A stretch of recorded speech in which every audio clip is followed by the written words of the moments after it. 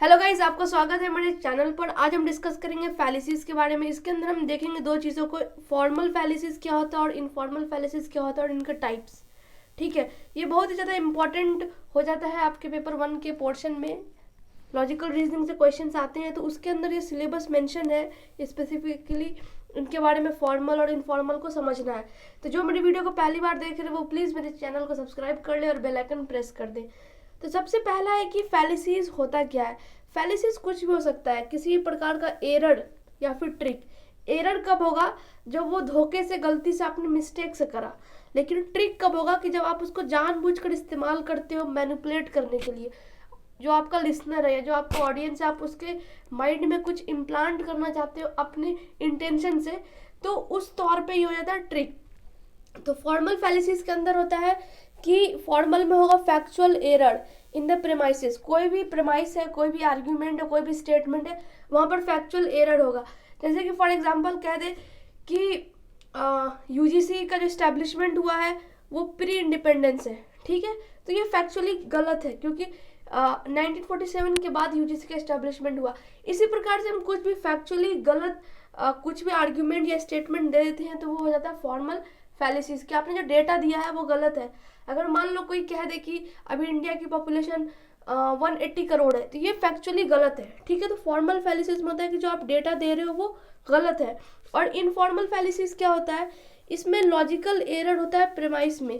कि जो भी आपके पास प्रेमाइस है, हम इनको पूरा डिटेल में देखेंगे, उनके आधार पर जो आप कंक्लूजन ड्रॉ कर रहे हो वही गलत है। ठीक है, तो वहाँ पे लॉजिकल एरर होता है कि आप जिस भी चीज़ का निष्कर्ष निकाल रहे हो, तो वो निष्कर्ष जो आप निकाल रहे हो किसी भी दो प्रमाइज या किसी भी दो आर्ग्यूमेंट के आधार पर तर्क वितर्क में, तो वो गलत है। जैसे कि इनफॉर्मल फैलिसीज का एग्जांपल हम जैसे अभी देखेंगे आगे, तो आपको पूरा ये कंफर्म हो जाएगा, क्लियर हो जाएगा कि लॉजिकल एरर होता क्या है। ठीक है, तो आगे है देखो कि टाइप्स ऑफ इनफॉर्मल फैलिसीज। हम इसी को पूरा डिटेल में देखेंगे किस किस प्रकार से आप लॉजिकल एरर कर सकते हो ना। इनफॉर्मल फैलिसीज में लॉजिकल एरर की हम बात करते हैं। अभी जैसे कि इस एग्जांपल में हम आपको ये बताएंगे कि लॉजिकल एरर हम कैसे समझ रहे हैं। सबसे पहला जो टाइप है उसका नाम है एड इग्नोटेरियम। इसमें होता है कि फैलिशियस अपील टू इग्नोरेंस। कि आपके पास कोई भी नॉलेज है, आधा अधूरा है, और आप उसके आधार पर एक कंक्लूजन ड्रॉ कर रहे हो पूरे एकदम दम के साथ कि बिल्कुल सही। जैसे कि एग्जांपल है, no one has proven yet that God exist.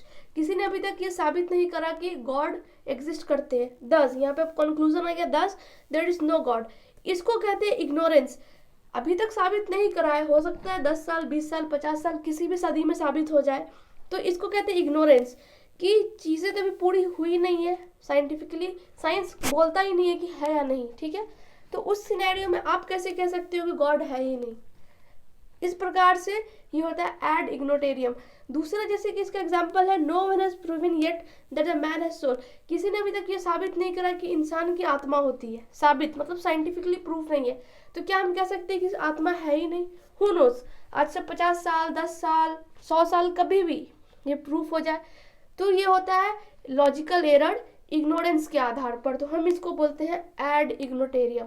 I hope कि ये दोनों एग्जाम्पल आपको ज़रूर मदद कर रहे होंगे इस फैलिसी को समझने के लिए, जहाँ पर इग्नोरेंस के कारण कि आप बिल्कुल ही इग्नोर करते हो चीज़ों को, एरोगेंट हो और बस अपनी मन की कह दे रहे हो कि हाँ ऐसा है, ऐसा है, ये तर्क है। आपने बहुत सारी चीज़ें इसमें छोड़ दी। ठीक है, और डायरेक्ट एक कंक्लूजन पर एक लॉजिकल एरर कर देते हो कि गॉड है ही नहीं। तो ये होता है एड इग्नोटेरियम। अगला देखो, फैलेसी ऑफ इक्विवोकेशन। ठीक है, इसमें क्या होता है कि कोई भी वर्ड, फ्रेज या सेंटेंस को जानबूझकर आप इस्तेमाल करते हो कंफ्यूज करने के लिए, ताकि जो रियल सेंस है उससे हटकर कुछ नया सेंस निकले, तो वो होता है फैलेसी ऑफ इक्विवोकेशन। इसमें क्या है कि इट इज सेइंग समथिंग, बोल कुछ और रहा है सेंटेंस, लेकिन उसका मीनिंग कुछ और हो जाता है। जैसे कि एग्जाम्पल देखो, Ram said I love shooting the nature and wild life. Ram ने कहा कि मुझे नेचर और वाइल्ड लाइफ में शूट करना अच्छा लगता है। तो श्याम बोलता है कि उसने 2 चिड़िए पिछले साल शॉट किए थे। तो यहाँ पे देखो फैलेसी हो रहा है वर्ड को लेकर, है ना। जैसे यहाँ पे हमने बोला आपको कि वर्ड या फ्रेज को लेकर मीनिंग चेंज हो रही है। पहले वाले सेंटेंस में शूटिंग का मतलब क्या था? To click photos, right. दूसरे वाले सेंटेंस में शॉट का मतलब होता है टू किल।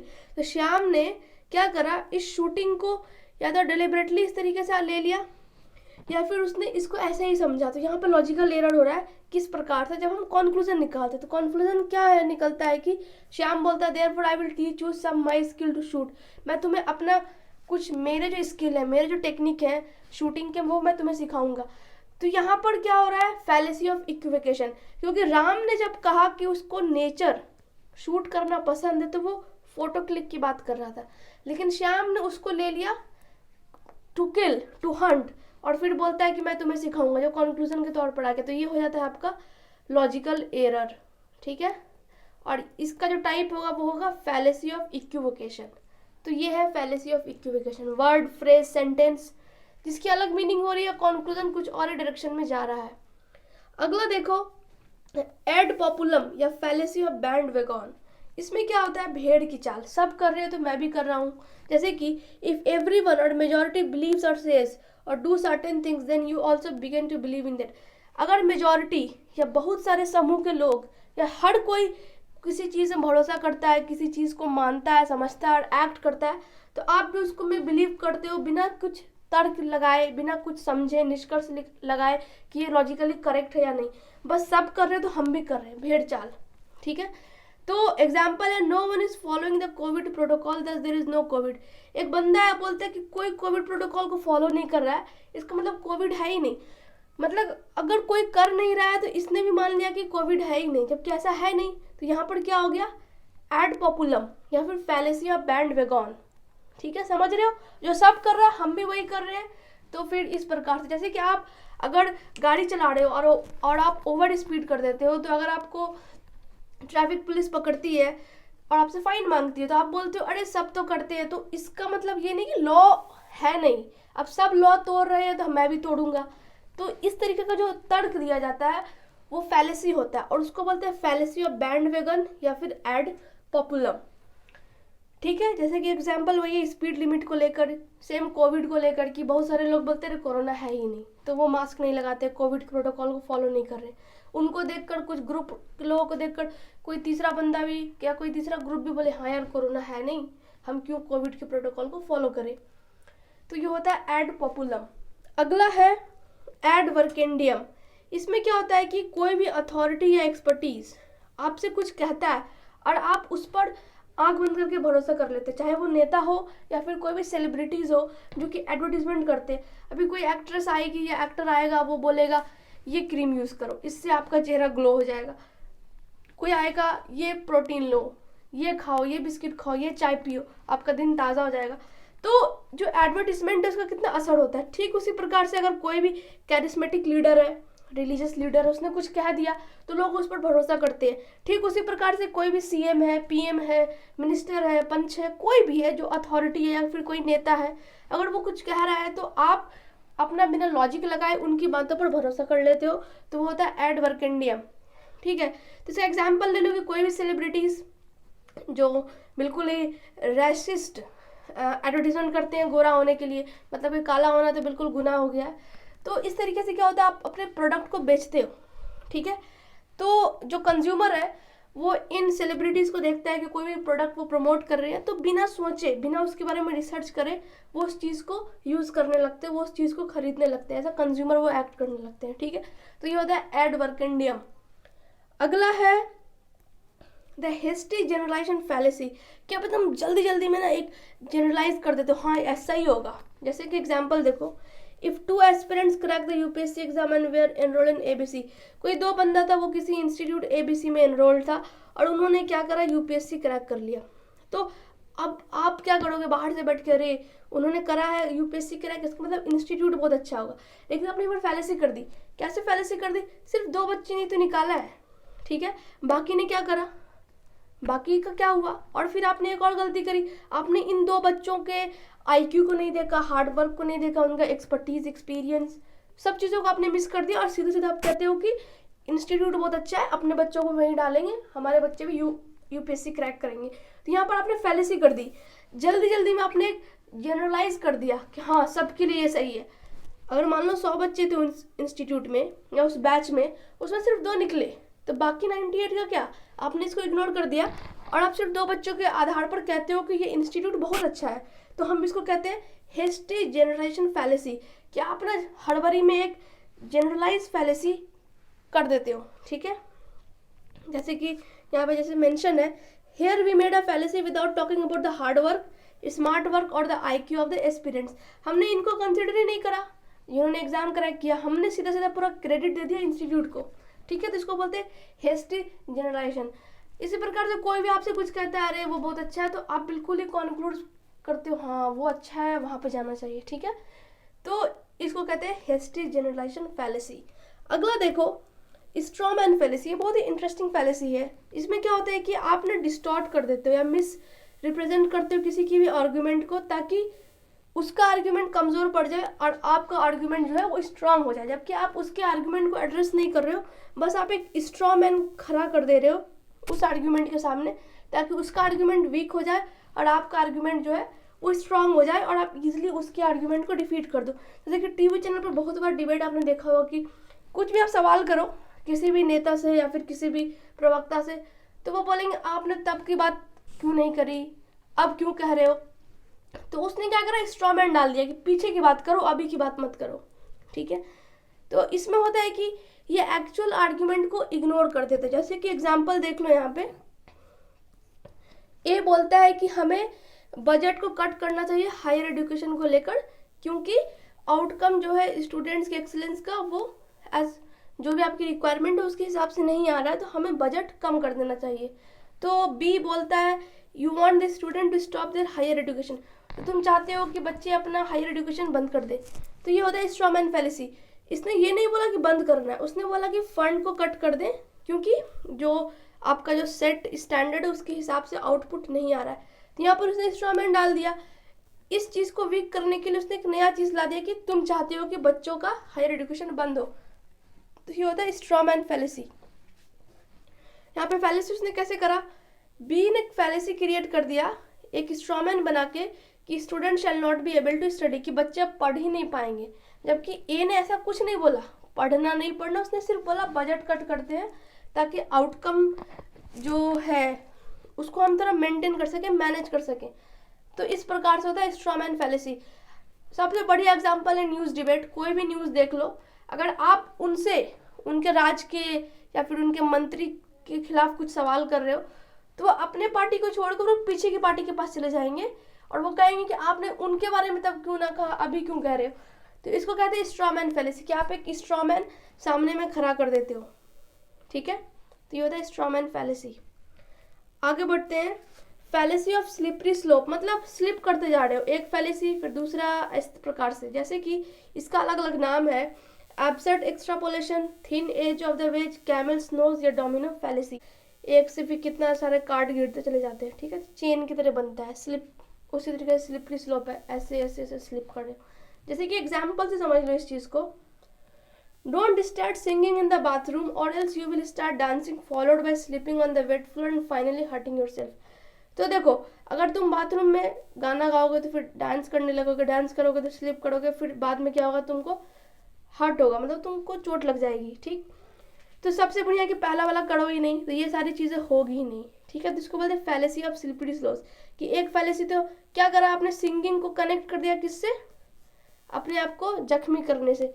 कहाँ बात सिंगिंग की हो रही थी और कहाँ चेन जोड़ते जोड़ते आपने इसको वहां तक ले जा दिया। तो इसको बोलते हैं फैलेसी ऑफ स्लिपरी स्लोप। दूसरा एग्जाम्पल है, we should not send our daughter to the school because of high rise of trafficking followed by sexual abuse and finally depressing life leading to death. तो ये है कि हमें अपने लड़कियों को स्कूल नहीं भेजना चाहिए। क्यों, अगर भेजेंगे तो ट्रैफिकिंग हो रही है, वो किडनैप हो जाएगी, उसके बाद उसका सेक्सुअल अब्यूज़ होगा, फिर वो डिप्रेस होगी, सीधा उसका डेथ हो जाएगा। स्कूल के भेजने को हमने कहाँ जोड़ दिया, ले जाके डेथ से, ठीक है। तो ये होता है फैलेसी ऑफ स्लिपरी स्लोप। आप स्लिप करते जा रहे हो, एक फैलेसी करा, दूसरा करा, तीसरा करा, पता नहीं कितने फैलेसी करते चले गए चेन में, ठीक है। तो ये होता है फैलेसी ऑफ स्लिपरी स्लोप, जिसका अलग नाम है absurd extrapolation, thin edge of the wedge, camel's nose या फिर डोमिनो फैलेसी। तो ये था फैलेसी ऑफ स्लिपरी स्लोप। अगला है मिडिल ग्राउंड फैलेसी, ठीक है। इसमें आप कॉम्प्रोमाइज कर लेते हो, कोई भी तो एक्सट्रीम एंड है ना तो आप इस तरफ हो ना तो आप इस तरफ हो, आप ये वाली पोजीशन ले हो। तो देखो, इसमें जब कोई आर्ग्यू करता है कि middle ground between the two extremist is correct, कि कोई भी दो एक्सट्रीम पॉइंट है उसका जो मिडिल वाला पोर्शन है, जो मिडिल ग्राउंड है, वही सही है। जैसे कि एग्जाम्पल ले लो, ए बोलता है it is never okay to tell a lie, तो इसने एक एक्सट्रीम पोजीशन ले ली, कभी झूठ बोलना ही नहीं चाहिए। दूसरा बोलता है हमेशा सही है, तो दो एक्सट्रीम एंड हो गया, राइट। तो यहाँ पर दो एक्सट्रीम एंड हो गया। तो सी क्या बोलता है, it's okay to tell a lie sometime, तो उसने समटाइम वाला ले लिया मिडिल में, ना इसके तरफ है ना इसके तरफ है, तो इसे कहते हैं मिडिल ग्राउंड फैलेसी। अब इसे याद रखो कि मिडिल मतलब बीच वाला जो लोग है, कि ना इधर का साथ देंगे ना इधर का, हम अपना एक अलग पोजीशन लेंगे जिससे दोनों तरफ खुश रहे, ठीक है। तो ये हो गया मिडिल ग्राउंड फैलेसी। अगला है रेड हेरिंग फैलेसी। इसमें आप जानबूझकर डाइवर्ट करते हो। जैसे कि एग्जांपल है, ए पूछता है तुम लेट क्यों आए, तो बी बोलेगा पूछेगा कि डिनर के में क्या है, तो उसने जो लेट वाला जो क्वेश्चन था ना, इसको उसने एड्रेस ही नहीं करा, या दूसरा क्वेश्चन पूछ के इस चीज़ को अबेंडन कर दिया। तो रेड हेरिंग फैलेसी में यही होता है कि आप उनके आर्ग्यूमेंट को एड्रेस नहीं करते हो, बिल्कुल अबेंडन छोड़ देते हो और कुछ और शुरू कर देते हो। जैसे कि स्ट्रॉ मैन में क्या था, आप उनके आर्ग्यूमेंट को वीक करते हो, राइट। इसमें आप उस आर्ग्यूमेंट को बिल्कुल ही अबेंडन कर दिया, तो ये होता है red herring fallacy. Here B did red herring fallacy by abandoning the age question. B ने ए के प्रेमाइस को रेड हेरिंग में डाल दिया, रेड हेरिंग फैलेसी कर दी, क्योंकि उसने उस क्वेश्चन को एड्रेस ही नहीं किया, जानबूझकर डिनर की तरफ सवाल को डाइवर्ट कर दिया। अगला है मास्क्ड मैन फैलेसी। इसमें है कि मास्क्ड मैन बिल्कुल ही कि कोई भी बंदा है जो मास्क पहना हुआ है, ठीक है। जैसे कि एग्जांपल ले लो गंगाधर और शक्तिमान का।